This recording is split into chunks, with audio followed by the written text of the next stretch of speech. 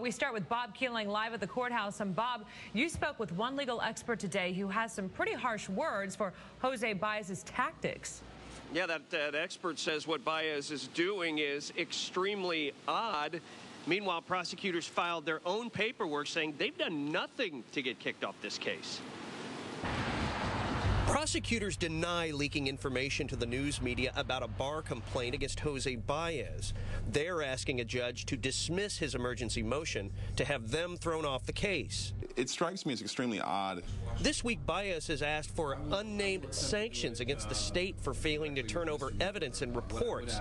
Then he filed the motion to have prosecutors recuse themselves.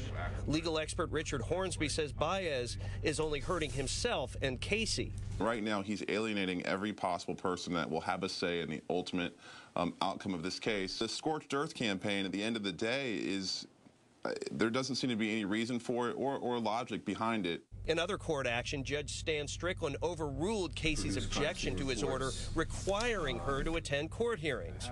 In a case this serious, Hornsby says the last thing Baez should be doing is allowing Casey to isolate herself. The only logic I can personally see in something like this is if you're trying to keep your client isolated so they don't know what's going on, so they don't know the big picture. Meanwhile, Lee Anthony's lawyer says he does not expect any of Casey's family to be there in court. They have not seen her in person since mid-October.